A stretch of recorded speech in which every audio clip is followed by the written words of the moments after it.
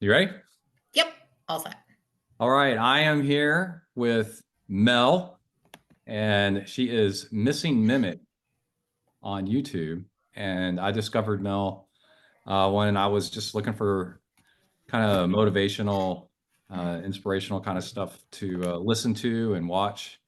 I have YouTube Premium where I can turn off YouTube and just listen to it. And after listening to one of your videos, I I told you in my email that I just queued up a whole bunch of them. I just listened to like an hour or something like that in a row, and they were so great. And then after a while, I was like, I should message her and see if I could get her on the show to talk about her story. So thank you for being on the show. No problem. And you're joining us from the Northeast somewhere. Yes. So because your latest videos have snow and Yeah. well, we got snow right now in Texas too, a little bit, but It's pretty crazy out there right now. I heard that the South is very cold right now. I know Texas is not technically the South, it's its own entity, but yeah. I heard that there's snow in Alabama and very cold temperatures. So yeah. Yeah. Yeah, my son was going to go to a bike training camp this weekend. He's on a team, a development team, and they had snow up in Yeah. just north of Boston. Yeah. So that was interesting. Yeah. That's where I'm at. I'm in Boston. No, I said Austin. Austin Oh, AUS. Yeah. I thought it So was strange that he was yeah. training in Boston, but Yeah. Not the best place. People from yeah, Boston come down here. it's definitely Yeah. not. I used to hold a training camp for quite a few years down here in the winter. Mhm. Some of my friends that I've made through podcasting lived up in New York City, and they would grab all their friends and then come down here to Texas and train for a week. And Yeah. it wasn't the best, but it was Better better than some than of New the York. alternatives. Yeah. Yes. So I emailed you a bunch of questions I wanted Yep. to ask you. I hope they Sure. help out so that I don't put you on the spot. And then I found Nope. like people have better answers if they could actually think ahead of time. Yes. Um, So your videos, this is what I've observed. Your videos are if you go back to your catalog, and I was just looking, I don't think your channel, actually your show doesn't, I wouldn't know if you would even call it a show when you started out. You just started recording yourself while running. Yes. And then I think like an afterthought now is like, oh, you should call this some kind of show. You mentioned about wanting to start a community sort of, and you keep like leaning that way. And Yep. then but then so does you're missing mimic, which is interesting. Where'd you come up with that name? So it is totally by fluke. I had lost the original account that I signed up to YouTube with in like 2010. That's classic. And they were making, I basically made a new account and I can't remember how I thought of it, but I just grabbed words Yeah. and Missing Mimic just came to me because I was pretending to be myself to get back into my old channel. Oh yeah. And then I never did anything with the other channel too. Now I kind of use it like as a ghost account. Like sometimes if I need to like upload something and Yeah. hang on to it or whatever, I just stick it over there. So Yeah. that's how. Interesting. Nothing So really. It doesn't mean anything. are you thinking of a name for the show? Or is it a show yet? Do you even think of it as a show? I don't. I think of it as kind of like a video diary. Yeah. I was really torn because I've had the channel name Missing Mimic for a long time now, and I really liked the idea of renaming myself to an obviously running channel, and I've Mhm. kind of gone back and forth about doing it. My Instagram is the Recovered Runner. Right. Yeah. And so I was able to make the Instagram what I wanted it to be from jump. Hmm. But I'm kind of torn about changing my name at this point. But and I don't seem to need the connection to having running in my title Right. for people to find me because people have found me. But I don't think of it as a show so much. I think of it as just it's always something I wanna talk about that's meaningful about running, and,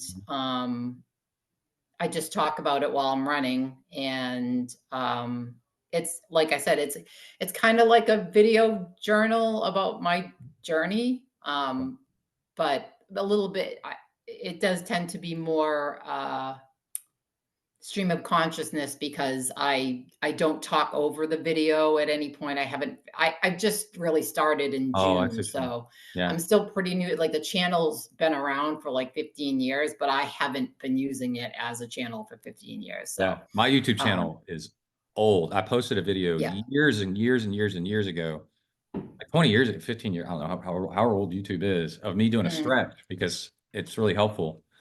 And it went viral and it's got 3 million views. Holy crap. And I made like 2 other videos and then that was it And then that was for, nothing. for 10 If you years. don't get into the algorithm, then that's it. No, It's and yeah. I got YouTube AdSense off of it. I was getting paid because Wow. just like $50 every month Yeah. back in the day, and I'm like, man, now because podcasting was so big, everything was audio, and then now Yeah. everything's video, and like so our I'm gonna post this to YouTube first, and then take the audio from it and put it on the podcast, Hmm. and then so yeah, everything's kind of flipped. So you you run. Oh, do you video every run? And do you run, how often do you run a week or a month? So I used to do 5 days a week. Uh-huh. And I found as I get older, I need more downtime. Uh-huh. So right now I had started a training program that was 5 days a week again, but I manage it by doing slower and shorter runs. Yeah. And that seems to be helpful. So Monday, Tuesday, Wednesday, Thursday, I take Friday off. I long run on Saturday, and then Sunday I'll do a cross training. So about five, yeah, I guess. Yeah, so 5 days a week, and then the 6 days cross train. So the sixth day I don't do any running at all, and then the seventh day I rest, as it was. You're not the first to do that. Yeah. Mm, So, I wanted to mention like 2 really cool things. Just one messaging you, and the other one was I was trying to figure out how to get in touch with you, and maybe it was Instagram. It might be on your channel. Anyway, you have an email address, but it's so funny. It's like, but don't send me anything weird. yes. I was like, I mean, I am aware that I'm putting it's the things real out on world. the internet, and I'm like, Yeah, I would just wanna put a disclaimer, "Don't send me anything weird," but yeah. on the other hand, I really Like, don't don't even even need to say bother. that. Don't even Like, message me. That I'm was just so gonna funny. delete it and block you and do Yeah, whatever, depending on how weird it is. Like, if it's proof of aliens, then I wanna see it, but if it's yeah. It's any proof. Yeah, you got one. I want to see. yeah, then I definitely wanna see it, so And then another one was my pitch to try to get people to come on the show is, I have like, I don't know if I have to, but because a lot of times, people will contact me. My show used to be super popular. And then as my son became a teenager and I needed to do more with him, I backed off of making shows. mm, And then his scout troop, their scoutmaster, took a job out of town. And so I became the scoutmaster of the Boy Scout troop. And all of a sudden I'm busy like all the time and I couldn't do anywhere near as much volume. So mm, my and then everything at the same time was switching from audio, like I said, to video. And then so I used to get harassed all the time with like offers and like gear and testing stuff out and people wanting to be on the show. And over a period, it took years, over a period of 4 or 5 years, um, the viewership declined. And then I yeah, was like, oh, I want to get back on it. And my son started gravel racing. And so I changed it to Zen in the Art of Endurance mhm, so that we could cover more stuff because people think it's just triathlon. But actually, right, ever since the beginning, I've been doing ultra running, marathon swimming if I can. And then that's a really rare opportunity to be able to do that. Um, and then long distance biking, like marathon mountain biking and gravel. Gravel is so cool, like gravel riding and stuff. And so, but anyway, the point of my story is, so sometimes I've noticed, it doesn't bother me. That's just the way things have worked out. But yeah, I'll be like, uh, oh, can you come on the show? You'll be one of like all these like great people that I've interviewed, you as well, and like, and then I felt like, remember at the end of my email, I wrote, "Oh man, I just listed off like these world champions and coaches," and I go, "I hope you're not intimidated. I hope I didn't scare you away, or like this isn't real, or something like that." No, And you just it didn't. replied, "No, I'm just what are you, I'm just an old lady. I I'm am just an old indeed. lady. I'm just an old lady who runs. I'm just an old lady who runs." And I thought that is so that hit me so well. Like I was just like, Yeah. "Oh, this you really are." 'Cause that matches, your videos so well, and we'll get to that, like the advice that you give. But there's a funny Zen story where a long time ago, in ancient China, uh, the a guy was searching for enlightenment, and he heard, go to this one mountain, and then there's a Zen master in the area, or something like that. So he gets to the bottom of the mountain, and there's this old lady. And of course, he doesn't think it's her. And so Right. he said, "Hey, I'm trying to find the Zen master." And she's like, "Why?" Everything's kind of like Yoda out of Star Wars, Yeah. or like Luke shows up. That's actually what that Yoda's based on, that whole thing. And he's like, "I'm searching for enlightenment," and she's like, "Oh, you'll find enlightenment up there." And then he goes up there, and there's a guy in a shack, living on top of the mountain. And the guy's like, uh, just puts him to work, just doing stupid stuff and whatever. And then finally, the guy he just leaves, and then but in the process, at some point, like kind of discovers himself a little bit, and then he Yeah. comes back down, and then runs into somebody else entirely, and said, "Yeah, the this old lady told me to go up there." And he goes, "That old lady's the Zen master." And they're like, What is it? This is like years of like spending in the wrong place." And then Yeah. it dawned on him that she did that on purpose. She Yeah. like made him work to do the work to find himself, and Exactly. realize all this extra is silly. And Yeah. so your your uh your videos, when you run, you talk about like how people should get back into running, which I think is really important. And Hmm. people, now that we're getting our age group, we're getting older. You and I are almost the same age. We're only a year apart. And then how the as an older runner, like how to get back into running. You said you've been running since you were 16. Yeah, so off and on, I ran in high school for cross country, and then in my adult life, I ran off and on, and I wasn't always consistent with it. I probably between 16 and like 25, I did it whenever the motivation to be on a diet Hmm. would take me. Yeah.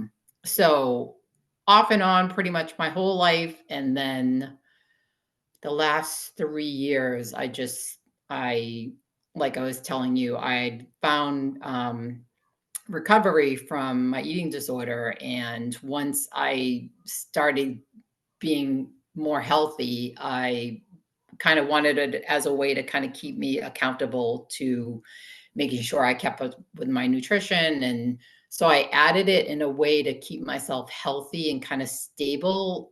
Hmm. And it was probably the first time that I was really running for like the pleasure of running and not running because it was a way to like reduce calories or lose weight. Uh, And that's finally the time where it really stuck. Like it really took off, like where I was like, oh, I want to do this all the time, because it wasn't about a punishment. It wasn't about a way to like atone for eating too much or weighing too much or any of those other things that I think we sometimes think about ourselves.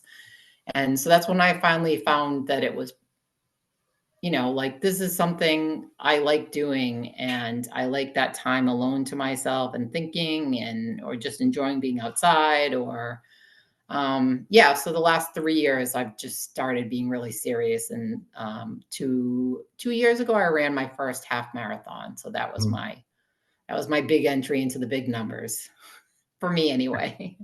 Yeah, but you said like your longest run. I remember, and I haven't watched all of your videos yet, but like um you said you run 18 miles at least. 18 miles was my longest. Yes. It was only very recently that I got into 18 miles. Yeah. And I was saying that when I turn 55, I would like to try to do an ultra.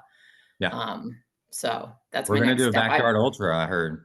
Yeah, I was thinking about kind of doing something on my own where I kind of like set up like a day where I can see how many times I can. I think it's like I think most backyards are like 4.5 miles, and then you do a lap each hour. So I'm thinking of like a way that I could kind of like scale it down to size and make it like a Saturday from like the time I get up at like 6 to like 6 that evening to see how many I can do like in 8 hours before I try to do something like a 24-hour something. So Yeah. yeah. I think that backyard ultras are the most brilliant idea for people to go longer in running, Yeah. because you can stop at any time. And Right. the problem with, when you sign up, even just as short, quote unquote, as a marathon compared to like an ultra, is like, you can just go as far as you want, and then Right. And stop. um, when something goes wrong that's bad enough where you need to stop, you're not committed to this. That's how people get injured. They say the best Yeah. training in the world is to train for a marathon, but never race it. Hmm. Because people get injured in the racing of the thing. Yeah. So, like I'm so excited because I've done a 100 miler before, and I wish I could do 24 hours, and I did Mm. 26 hours, and I was like, oh, that'd be so cool because this thing automatically paces you, so you can't go too fast, Right. and then if and 100 miles in 24 hours, for people that don't know, that is actually that's hard to do. Like Yes. that pace is a 14-minute mile, plus, and that's actually hard. People don't think that's Yep. hard, but it is very hard. It's No, very easy until it's it's hard. not, and then it's just Yes. like smashing your legs in a car door like every step. Like it's Yeah. bad. And so, I think it's the most brilliant idea. And when I saw that you mentioned that you were thinking about doing a backyard ultra, I was like, yes, because no, I haven't done one, but I've researched it a bunch and really enjoyed watching videos about people doing them. Yes, I love that's my like lazy day content. If I'm feeling like just listening to something and not really paying a lot of attention to it, I'll put like either a backyard ultra or something like that, Yeah. and just like listen to what's Yeah. going on, and or if it's interesting visually, then I'll watch it too. But Yeah. yeah, that's my comfort content. Because I learned one time there was a guy that wrote a book about Ultraman, which is like a triple Ironman, but over 3 days. You do sleep at night, Mm. but like, he said, "What if I told you there's an event out there?" But he said all the way up to Ironman, which is all day. But I tell you, like you can fly a fighter jet and like zoom around and do all kinds of stuff. So that's 5K all the way up to Ironman. He said, "What if I told you there's an event out there where we launch you into space and there's nothing to hold on to anymore?" You know what I mean? Yeah. You have no and the point is like at that point it's like you have to go on faith that like at some point you're not going to be able to continue the way that you thought you were able to, and now you're faced with the new reality, and now how do you handle it? Now what? you know Right. and so I love watching the ultra running videos, the backyard ultras, to watch for the moment when somebody cracks, and then they're like Yep. it starts getting hard, and then they're like Yep. then they have to change their plan. Yep. Now what's your plan? You thought you were going to do this at whatever pace. Now what? Yep. You know. Yeah. Uh, So, where do you come up with your ideas to talk about? Um, Sometimes I will take things that so I use the Nike training app, and sometimes when I'm listening, the Nike coach will talk about something that I'm like, oh, I can relate to that, and it makes me think. Yeah, Sometimes I have something already that I have been thinking about. Today I made a video about something I'd been thinking about that made me think about running because I was thinking about public kind of putting videos into the abyss of YouTube because there's so much out there. You can't Mhm. possibly know everybody or find everybody. And sometimes I find somebody and I'm like, wow, this content's great. This person is great. How come they only have, like 5 views on this video? It's so, it's so good or Yeah, whatever. doesn't make any sense. It's And it's absurdism. because there's so much out there, Yeah. and it started, like, really, like, dawning on me. It's like, it's really a lot of work to, like, find other people to connect with, to kind of, like, build that community that I kinda had in mind when I started, and, and then I thought, that thinking about that while I was thinking about how overwhelming it was to kinda put out content and like, kind of sometimes feel kind of disappointed if like like I don't hit double digits on a view or like trying like for the most part I try not to think about it because it doesn't matter. I'm doing it for myself. I would love for people to find me and watch me, but I'm not going to be for everyone. I'm not going to be interesting to everyone. A lot of people like, ed flash, flashy edits or music, and Mhm. I'm just learning everything, so, like, I might not be interesting to other people, but it just kinda dawned on me that I was like, "Oh, that's a thing that I'm doing for me," and I have to remind myself that I'm doing it for me and not for some, weird sense of finding, YouTube fame. But I Like how you rolled your related eyes it when you said but I related it back to doing my first half marathon, and I was running along with a woman who was running her own first half marathon, Oh, and she was talking to the lady in front of her because the lady in front of her was trying to help her keep pace, and the lady in front of her was much faster than she was, yeah, and I started talking to her because her friend that was with her was ahead of her. And I didn't want her to feel alone. And I'm usually pretty introverted and a bit shy. mhm, And I just said, well, what pace are you trying to keep? And then we just started talking. And it reminded me of like how important it is for me to branch out in like when I look at YouTubes or visit other channels or find other content I'm interested in and find those other connections, not just worry about people finding me, but to find other people. yeah. So, it's kind of random. I kind of, come up with ideas usually through things I wanna talk about, but sometimes I hear something or see something that reminds me of a thing that I wanna talk about, and then I kind of think it through and try to think about how I wanna talk about it. I found that a lot of times I'll talk when somebody gets up and is banging the pulpit about something, a lot of times they're talking to themselves, Mhm. you know? And I found Yes. you and a lot of the audio content I do, it's almost like we're talking to ourselves, reminding we're saying things that I'm we already definitely know, talking to but we're myself, yes. reminding ourselves of go slow, just go by Yeah. time. But we're saying it to somebody else, but we're really talking to ourselves. Yes. You need to go slow. You need to start off with only so Yeah. many miles, but you're Yeah. basically saying to yourself, like, Yes. and I've noticed over the past few months, 2 or 3 people that that I've bumped into that were starting to run for the first time again. Everybody, runs some as a kid and stuff, and they got hurt immediately Yes. running because we have a Boston qualifier marathon in town. It's Mhm. called the BCS Marathon, and so it's a great Yep. marathon. So everybody wants to do it, Of and course, people yeah. sign up for it, and then they start all this training, and next thing you know, they got to go to therapy for a knee injury, and they Yes. can't walk straight anymore.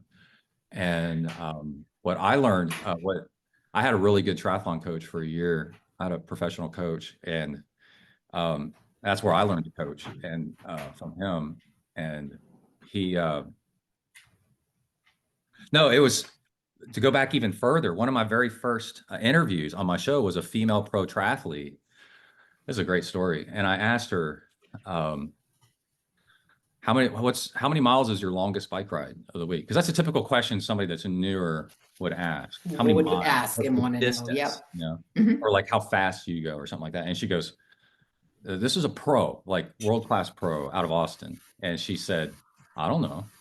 I'm like, what? How do you not? I had a co-host with me, a guy that was sitting in on the interview, and he was like, we would just look at each other like, what are you talking? How do you not know? And she goes, I go by time, you Mm, know? So like my longest ride, she said was, let's say it was like 3 hours, right? yeah. And then so she'll do an hour and a half out. She's got a loop that takes about 3 hours or something like that. She goes, I have no clue how long it is. I don't actually think about that because Yeah. what you're training is your body. You're not training the clock. You're training. Right. Are you trying to make your watch qualify for Boston, or are you trying to make you qualify for Boston? You know, Right. and it Exactly. just blew my mind that there's to do endurance sports, you got to kind of flip things on their head. And it's such great advice to tell people that everything's kind of backwards from what you would think. You and and the stuff that you talk about is kind of you. What I've learned is you got to know one of the greatest things about endurance sports is it teaches you to learn about yourself if you stick with it. Because in the end, you have to train yourself, not this other thing. So you got to pay attention to how your Hmm. body feels, and then like walk. If things hurt, and ignore. This. I'm gonna. The biggest traps are like I'm gonna run this whatever pace. Yes. No, you should run like what you that pace feels like is good, and but ignore like I've done lots of races where the races are longer. So what you do is you turn off on your if you're wearing a watch or by a computer or something, you turn off your average pace and you do keep the distance so that you just kind of know where you are as far as like what to do. But then Hmm. you turn off your average pace, you turn off your average power, because then you'll try to, what people do is they try to match their best performances, you know, Yes. and in training. Well, this isn't that day, and it's not, Yes. that was you like a month ago or 2 months ago. Right. Yeah. Yeah. And now it's hotter and you're going uphill. So if you try to run that same pace, you're going to blow up. Yes. So, so how do you videotape every run? I don't. I found that I was struggling really hard while I was doing a 10K training program. I had started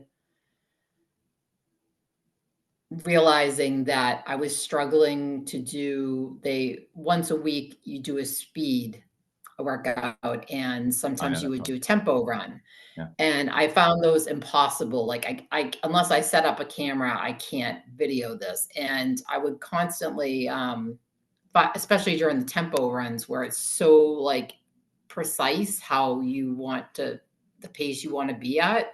Mhm. And I had tried to video a couple of different times during a tempo run, thinking, well, that'll be easy. It won't be like trying to video a speed run. But no, it's still really challenging. So I don't. I tend to video at the beginning of my run. That way I can like I'll be at the best point to actually do a lot of talking and Right. whatever else. And but I don't video every run. I try to video enough that I have content to work on for the next week. So I'm usually about a week to 2 weeks behind Oh, whatever okay. I'm posting. Like Yeah. 2 days ago, you probably like my video probably said Happy New Year because Yeah. I was like, whenever you're watching this, it's Yeah. Christmas, it's New Year's, it's so I don't video every run, and it's very weather dependent. If it's Mhm. pouring rain and I'm out there, or today it was lightly snowing, it wasn't too bad to video. But I try to be aware. I also live in a big city, and I try to be aware of like what's going on around me. So I don't video every run. And like I said, when I really need to concentrate, if I'm going to do a tempo run or a speed run, it's a lot of work. It's really hard work, and I don't find it conducive at all to try to video. So I usually do my recovery runs. I video during those, and then like today was my last video, and I won't have to film again until maybe next week during the middle of the week. So Yeah. not every run. Oh, so yeah, I noticed when I got really serious about trying to qualify for Kona, which is the Ironman world. I was in the 35 to 45 in those years of age group. It is so insanely competitive for Yeah. um it, and only like one or two people in that age group bracket gets a slot, And so Yeah. like at an Ironman race, it's so insanely competitive that I found because I was recording by audio on my longer, easier bike rides. It ended up being great. I would take a list of notes with me and record an entire episode. And then people would email me. They love it because they could hear the cars going by, motorcycles and a truck, and Hmm. dogs chasing me. And it's kind of like Alfred Hitchcock thing where because it's just audio in their mind, it's like their ride, So it's all Yeah. your imagination's way more powerful than anything we could put on video. So Yeah. and then yeah, exactly what you're saying. I got so into like I couldn't every ride was so important that I couldn't record. I couldn't go that slow to actually just kind of like have a casual conversation. That's my other thing too, is that, when I look back at my runs where I do video, I'll drop from a 10-minute mile on a Mhm. recovery run to an 11 or 12-minute mile because subconsciously, I don't purposely try to go slower, but I'm always a full minute and a half slower when I'm making recordings. Yeah. And, it's just not that it's not. I mean, it's not a big deal because I'm only recording for maybe 10 to 15 minutes, but Mhm. I just I want to get the most out of my runs that I can. Mhm. And so it just seems like I really, unless I'm feeling really good, it's a big chunk of my run that gets eaten up into going into a really slow speed. And I'm like, am I getting a benefit of I probably still am, but Oh yeah, you definitely are. Yeah. yeah. So Yeah, it's all about yeah, like picking the right time to do yeah, it. And yeah, the my frustration is I love running with my dog because I think it's so good for him. And then yeah, this dog just he's got to stop every 10 feet. And then he spread eagles and puts his legs out and he's 70 something pounds, 80 pounds, and just locks in, and he wants to sniff that tree. And I'm like, dude, come on, you're killing me. yeah, And so an hour yeah, run with him literally takes like an hour and I timed it several times to see the difference. Hour and 25 minutes. It's an extra 25 minutes. yeah, Then we still run like a good distance and then it's good for him, And so, yeah. yeah. But you Um, have to pick your runs when you take them with you because you have to keep in mind that you'd well, be and tacking on extra time and slowing down and smelling everything. And yeah. And then, but the other thing is, having a dog that likes to run it's a good motivator to get you out to yeah, run. Because your definitely. dog wants to go. They said, people that have dogs that take them for walks are healthier because they walk more, Yes. Yep. and it's good for you. So I'm like, I've always Definitely. been with my dogs, and then because it gets me out there, I get such a joy out of them like seeing everything, that Yeah. it's cool. I had we usually have well, we have two dogs right now, but one dog doesn't like to run so much, and then in warmer months, which is almost everything here. I'll run 3 miles with one dog and drop that dog off and pick up another And dog then and pick up the run other another one. three Yeah. miles. That's the way And to then do this, it. but I'll see the same person and they're like, Didn't I didn't you just just see you with a have like different a dog? Dalmatian or something? And now you got a golden retriever mix or something? Like what the heck is going on? And I'm like, yeah, I drop them off and run away. Yeah. Yeah. Um, That sounds great. Oh, it's so cool. So what are you, oh, your videos are impressive that you come, because I can go on too long. And so I can turn it, it's cool that you're doing a 10-minute long video. I noticed at first you're like 3 minutes. And that's when I first started making shows, I felt like I didn't have anything to talk about, and Mm. then as you kind of find yourself, your content gets longer, and now Yes. you're up to 10 minutes. Yes. And you have a pattern. I know I have a pattern where I start off every video I do with all right, and then like you do you end every episode with like everybody have a good day out there or something like that. I forget. No, I hope if you're not running, I hope you can get running soon. Yeah, that's what it is. It's Yeah. so nice. Yeah. And what I Yeah. found is people like consistency. So your video quality can be and mine too. I'm not saying yours, but like anybody's can be actually subpar as long as like the content is consistent. People know what they're getting into. You know what I mean? And so that's what the show is. It's a Yep. handheld camera while you Yes. run, and not all this flashy other stuff with like scrolling effects and all kinds of things. Yes. This is what you get, and I found that like if that's what allows you to get video content out there, and that's the most you can do to make sure that you get content out there, then that's fine. That's people learn to like that. That's like they're like that's the show. Yeah, I think some people do want that. Like if you're a Huh? beginner or you're, older, like our age or whatever, I think people do get a certain sense of comfort from um knowing what to expect. And Mm. if you like that, then you expect that type of thing. So Yeah. I don't think a lot of people expect, some flashy where I have inserted clips or funny jokes or Uh, like memes from the internet, or I hire, my boyfriend to ride alongside me and use a Campbell. I almost Yeah. just said a camcorder. That's how old I am. Oh, you and I, Um, we both say film and stuff like that, and that's yes, not yeah, that's younger generation. They don't even know what we're yeah. talking about. Yeah, I'm gonna So tape a new video.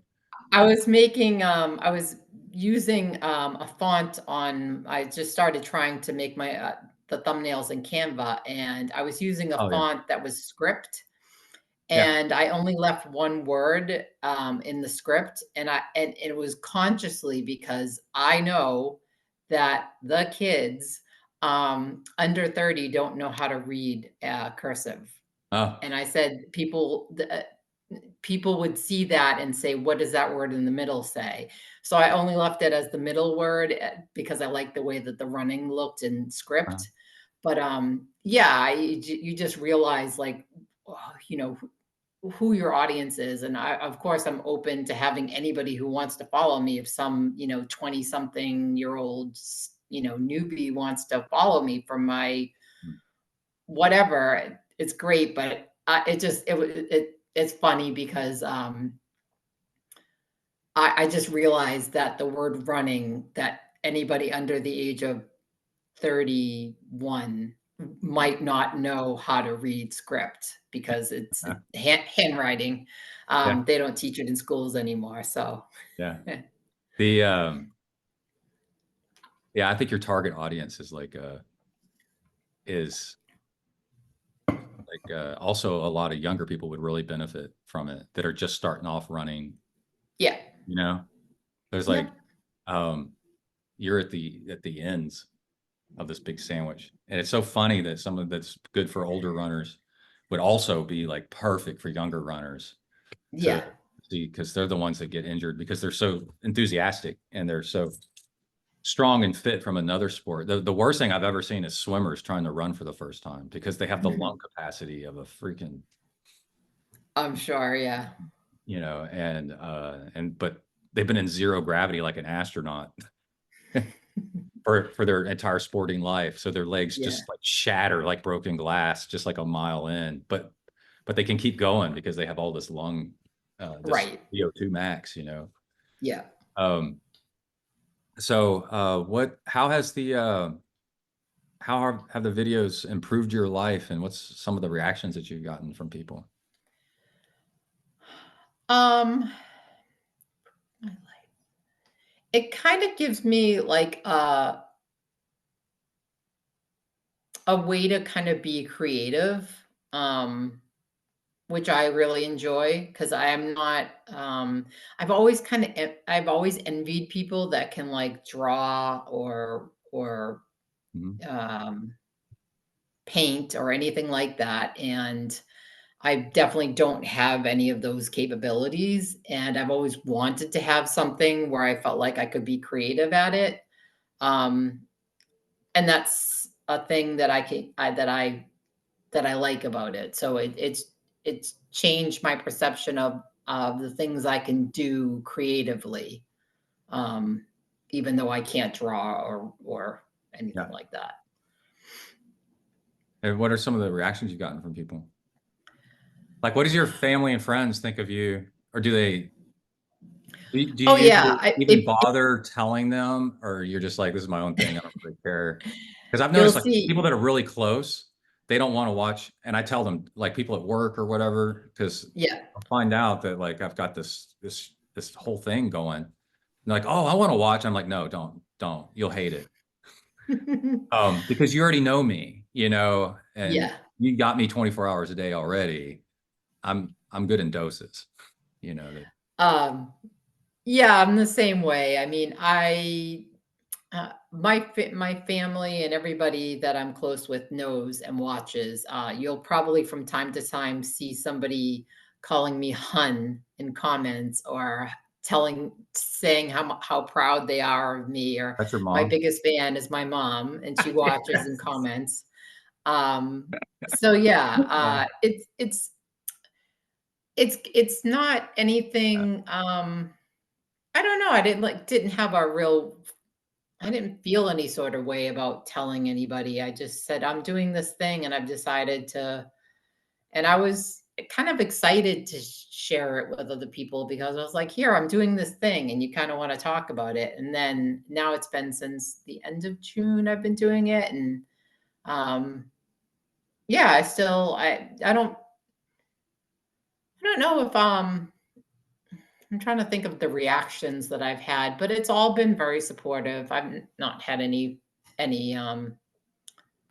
anything like, "Well, maybe you shouldn't do that," or anything like that. So, my family and anybody I know that knows I do it is supportive of it. Yeah. This is our wait, let me try to point. This is our other dog. River, the black German Shepherd, he's asleep over there. Is She's sitting very, very daintily. Yeah, this one this one is a handful, but she could run or not run. She doesn't really Yeah. mind one way or the other. The other one has so much energy, and we got him as a puppy. Just got him in the Mhm, habit of running to burn off that energy. Like I, mhm. I post on occasion, a tired dog is a good dog, just like teenagers. Definitely. Raising tips for raising kids. Yes, So tire 'em out. wear them out, sign them up for sport. My mom told me that that's what my brother and I played so many sports was to wear us out, Yes. would Yeah. behave better. Um, so let's see. Yeah, as far as like reactions, I was really surprised. I've done some crazy kinds of stuff while out running, just training runs and stuff. I did barefoot running for a little bit. I stop, do push-ups while I run. I don't do that late. Mm. I, I had an injury where I broke my elbow, and so I had to put that on hold, and haven't really gotten back to doing that. I call them push runs. Like every mile, I'll do like a little set of push-ups, you know. Mhm. But then I was just so sure that people were going to make fun of me or stop me in the street, and be like, "What are you doing? You Yeah. can't do this." And I've learned that no, nobody. It's so true. Nobody cares about you Nobody too cares much. about what you're doing. Nope. No, everybody's so self-focused. Like Yep. me, I'm all like figuring back then, like where's the next spot where I can do my set of push-ups? It's been 10 minutes, Yes. set of Yeah. push-ups. So where I don't care what you're doing. I don't even notice that Yes. you're not No, wearing the right running shoes or I don't know, whatever. And I ran exactly. barefoot probably for 3 years most of the time and never had a single person stop me and say, Amazing. "Isn't that We're crazy?" so, like, caught up in our own little worlds all the Yeah. time that no one's noticing what We're, any of whatever you're self-conscious about, no one's noticing it. yeah. It's the most bizarre thing. And so, Yeah. yeah, you experience that with videoing, you think that I could see with videoing that, people might say, "Hey, stop that," or something, because it could be invasive or something. They think, Right. but I Which noticed like you I do the same thing I do. Like if I try to stop it or turn it so I don't get other people. Yes. I don't want to be on video, and if I didn't ask to be, and so I Right. I don't want to deal with that. Yeah. I think in, like, a race, it's a little bit more, it's kind of like I don't wanna say it like it's an agreed upon these days, but it is more common to see people videoing their own races. Yeah. Um, that picture that's in my thumbnail today is from my um, half marathon, and I had my camera out almost the whole way, and Mhm. it's like I I videoed from mile maybe like mile and a half to 3 or 4 miles, and then I put it away for a while because I also like it's a beautiful race and I wanted to like enjoy the scenery and I had already done it the previous year. So I wanted to video it this time. And I videoed the first few miles and then I put it away for a mile or so and then I picked it back up at around the halfway point and Mhm. no one, no one I do live in a big city, so I mean, we're accustomed to people being on their phones, talking to their phones, having loud conversations on their phones. Yeah. And it's funny because when I went to the website to see my where I'd placed and all the info and to see the photos, all three of the photos where I'm on the course, I it just so happened that they caught me with my phone Oh. making a video. Yeah. So I haven't had any negative experiences, but I'm when I'm out, I definitely try to make sure that if I see somebody approaching and I try to stay in areas where there aren't a whole lot of people. Mhm. Also an early morning runner, there is not a lot of people out. I mean, there are people out, but not a ton. Um, and I try to be courteous. If I'm at a race, I think that a lot of people kind of have their phones out Mhm. Oh, for one definitely. reason or another. So yeah, I just try to be courteous about it. I don't I don't think you should, even if you're in a public space, you're not really afforded, necessarily the expectation of privacy. I still believe that people should be afforded the expectation of some privacy. Yeah. Um, but no, I haven't had any negative experiences with it. Not so far anyway. Not so far. Yeah. Yeah. Yeah. And cycling, we get people honking at you to get off the road or something like that. Get on the sidewalk. And you're like, you literally just said walk. I'm on a bike. If Yeah. you try to ride a bike at a biking speed on a sidewalk, then the pedestrians get Yeah. mad at you that you're going to mow Yeah. them down. My wife just pulled up in the driveway. So she comes in. She's a runner too. And she's actually gotten back into running. She's done a half marathon. No, she's done a marathon and she's done a half Ironman. She's done two of them. And if she swings by, she's a nurse. She wanted to say hi too, but Okay. she's in the driveway pulling in. Yeah. So uh so like go through your process a little bit. I love technology. That's how I got into podcasting. Is when we first started out doing podcasting, we were trying to figure out how to do it and all the gear and all the technology and stuff. So I found it, like you said, it was a creative outlet for me. I was like, oh, this is something I can be creative at, Yes. you know. Um, and it's true, it's like it's really neat. So the you're getting ready for a run. Uh, you charge up your phone all the way. You said you're videoing with the Samsung. Yep. And then, are you holding the phone or are you doing like with like a selfie stick or what are you trying to run with?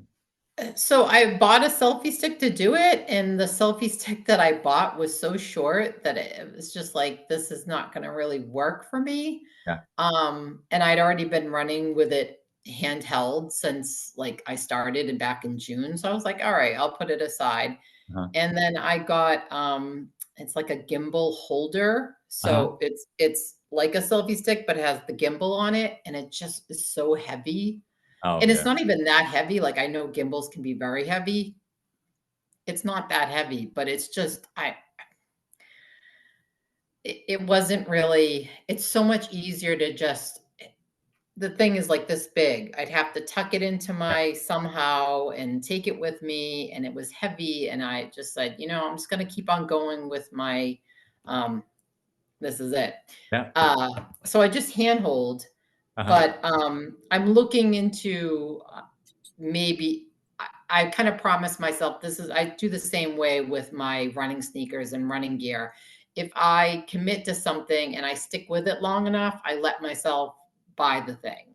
Yeah. Um, And so I've been at this 3 years, but I haven't been videoing for 3 years, Right. so I haven't 100% committed to I'm going to try to use, like, a cheaper knockoff version of the GoPro and see if that helps any, 'cause my Mhm. big problem is the shaking, the Yeah. bouncing, Yeah. which I'd like to cut down on, Yeah. but I don't wanna dive into a $400 No. GoPro if next year I decide, "I don't really wanna do this anymore," so Yeah. It's a hard thing because, like, you've inspired me to try to video while I'm running because I'm like, because then you can on the phone, then you can upload straight to YouTube Yes. right from the phone.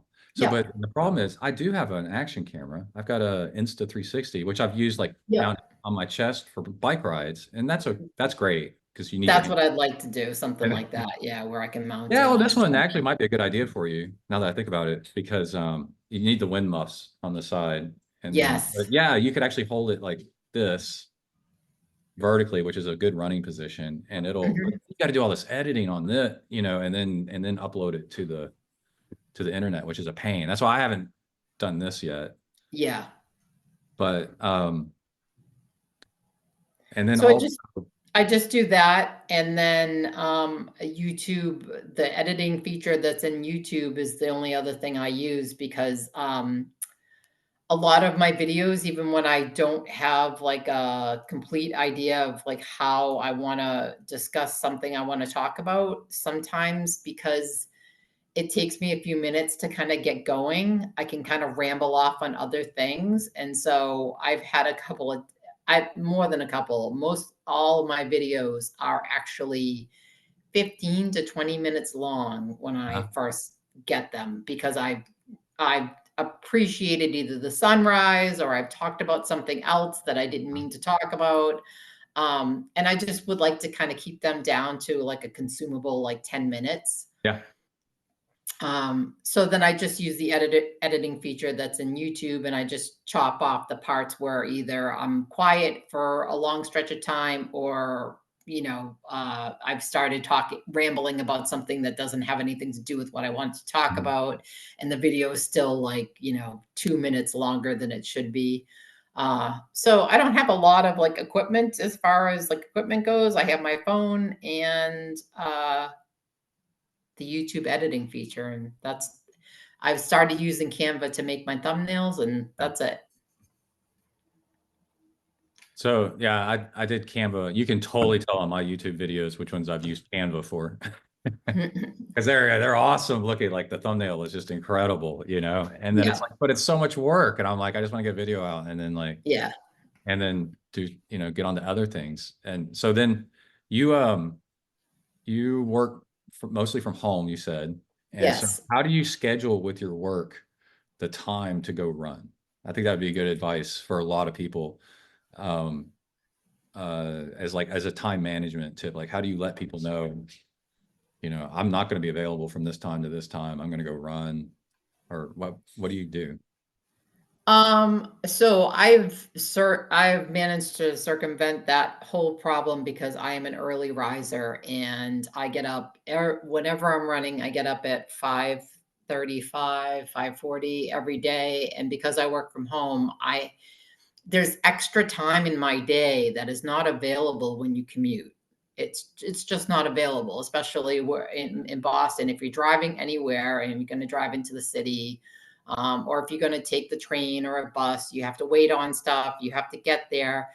I used to have a job where I lived literally like not even 2 miles from my job, and I still needed almost about an hour to get there because I took a bus. Because it was close enough to take a bus, but you have to wait for the bus and then you walk and whatever, so, um, I just get around the problem by going in the morning, and then, honestly, I think morning activity is the best. It sets you up for your day. Mhm. I come back and I am kind of more ready to take on the day. I feel like I'm in a better headspace.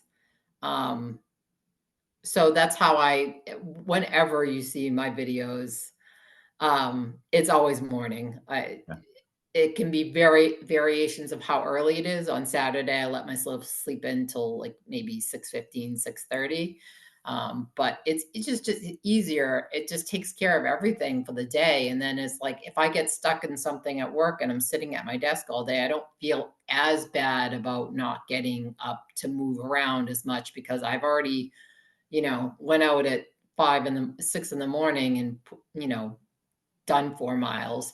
But the other helpful thing I've found too is that if I get into stretches where I'm trying to, I might do a half marathon this year, and if I need to start increasing that time, as far as how many miles I'm gonna go or gonna do. The other helpful thing I've found is to split your run and do a double run. Um, Oh yeah. so on the times that I've needed to do that, I've done, like an hour in the morning and then an hour after work in the evening. So that's like a good way of kinda, or I mean, it depends on how much running you have to do, but, if you have an hour break at lunch, if I'm at home, so if I wanna take an hour for lunch and go out and run, I could split it 3 ways if I need to. So, you just need to be, like, more flexible with, like, how you approach it. If I need to do a 13-mile run, which I haven't had to do in a while, and I only had, like, during that day to do it, then I could split it into sections. Because Right. that the other thing is that when you start out, you always think you have to run all that distance at once, and you don't, as Oh long my as you're gosh. running it, yeah. So, Yeah. Have you seen two interesting news articles I saw in the past week is one on that topic. Um, they're calling it the Galloway method. Now they're calling Jeffing because it's named after Jeff Galloway. And that's where you mix with walking with your running. And yep, older people like us know it is the Galloway method. And in the article, eventually they go, yeah, this has been around for 50 years. yeah. And and it was an Olympian runner that figured out that actually they would run the marathon faster in the Olympics if they mixed in just a tiny bit of walking, like maybe as they go through aid stations. And Ironman triathletes are notorious for adopting any kind of technology or technique that with no care about what people think. Yeah. And so the pro Ironmen and women they walk the aid stations quite a bit. And it's Yep. so surprising. You're like, how did they run a 2:40 marathon while walking the aid stations, and it's like, oh, well, if you slow down and walk just the aid stations, just for like 30 seconds, Yep. you know, your your stomach can actually digest some of the fuel that you've like loaded in, and then you're not missing half the water that you're throwing in your mouth, like Yep. really great advice for people running a marathon on a hot day is walk the aid station so that you can get the entire cup of water in your mouth. Right. Because if you look to see if you try to drink a Dixie cup while you're running, like it's insane. You're Yeah. not getting any of the water. Um, You should, so they usually do Dixie cups, and I learned this trick from, running couple YouTube that I follow, This Messy Happy. uh, Um, you squeeze it, and then you yeah, drink it. drink out of the corner of it. Yeah, Yeah, so you drink the corner of it, which yeah, I would have never known doing and I didn't know, but I had I bring my own water bladder vest thing because I could stick all my uh-huh. sunglasses, chapstick, snacks, everything. So, and I always want to be in control of my own ability to have water or have fluids or have whatever kind of fluids I want to have. And so the only times I'll take aid station stuff is if I need a little boost and they're offering Gatorade. Yeah, But the first time I ran a half marathon, I had no idea that if you squeezed it, it would be yeah. easier. I was like, how does anybody do this? This I is know. crazy. Yeah, a Squeeze lot of it. Ironmans are hot, and Yeah. then I learned because they're so hot from ultra running. I learned to run with the water bottle. Some people run with a water bottle in their hand, and I had this crazy. I was like, I'm gonna run the Ironman or the half Ironman, and it's hot. As I go through aid stations, I'm gonna just run with a smaller bike water bottle because you can unscrew the top and it's big. Yep. and I'm going to take water and pour that in. And then some hot races, I figured I could also put ice in because they have just trash cans full of ice. And Mhm. the entire way to the next aid station, I'm dribbling ice water on me as I'm going Perfect. and can drink it. And I Yeah. remember like passing people because they're dying, like, Yep. and, and they could hear that ice bouncing in my hand. It's just people going, "Oh my God, that's the best idea." And I Yeah. go, Give me some of that. Yeah. no one told me that. Exactly. I just like I was figured I learned it from another sport, like Yeah. because ultra runners run a lot of times with a bottle in their hand. Mhm. And yeah, so your what's your running gear that you like to use? Um, People want to know what kind of shoes are you wearing? What kind of I fuel you am drink? what's that? And what do you eat and drink? Like for food and water on the So sneakers, I started out in Nikes, like I think almost everybody does, probably.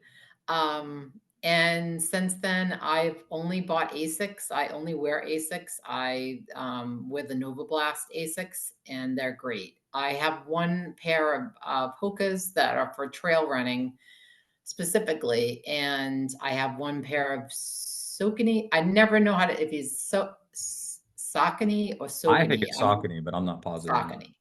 Yeah. And those are my speed distance sneakers that I wore for my first half marathon this year. But otherwise, I wear Asics.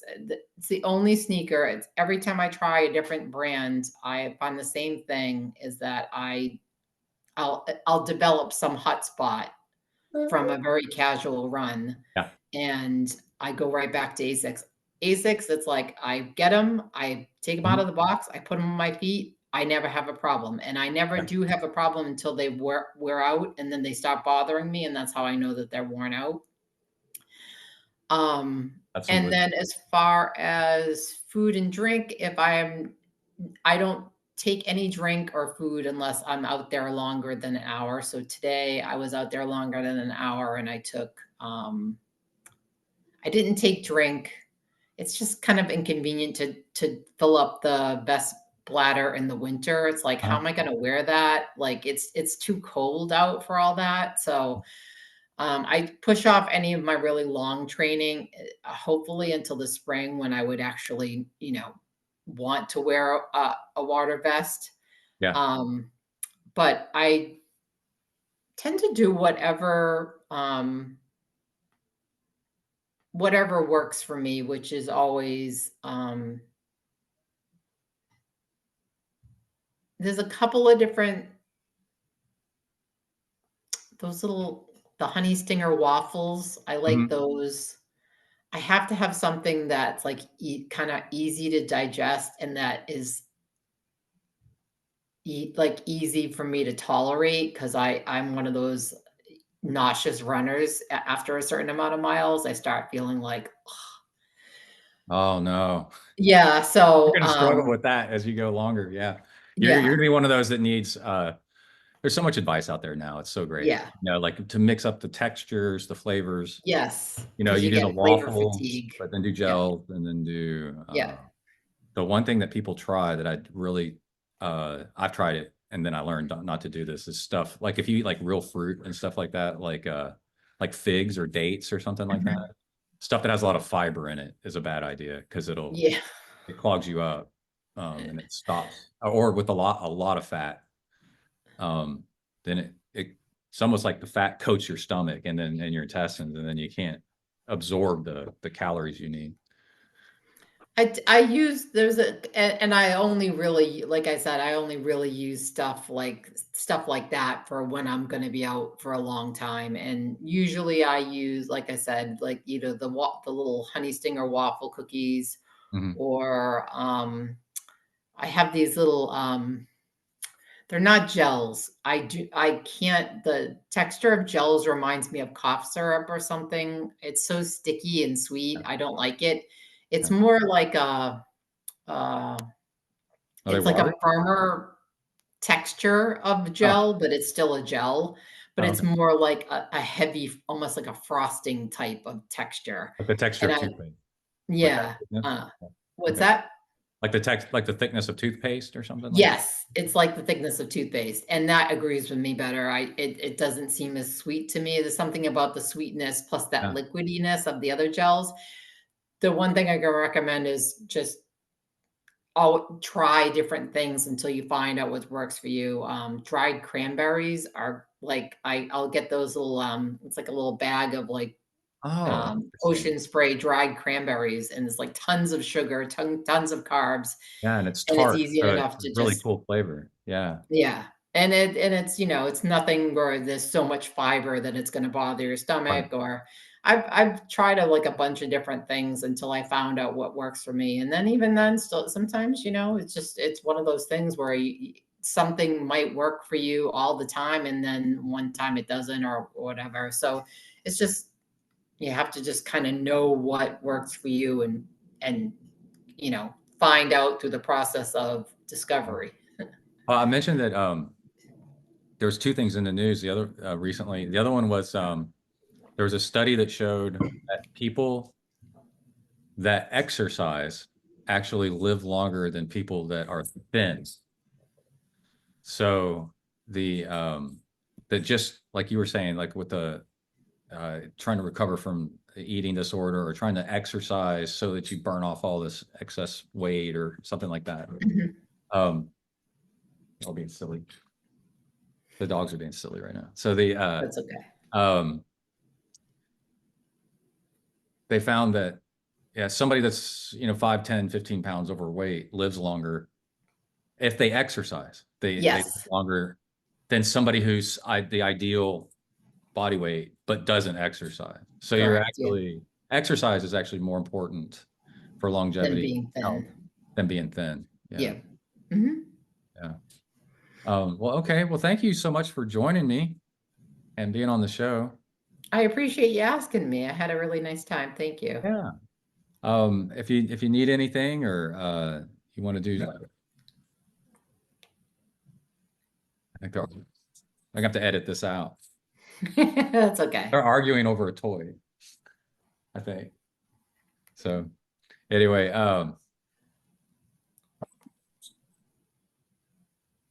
Emily, what are they arguing about? Hmm.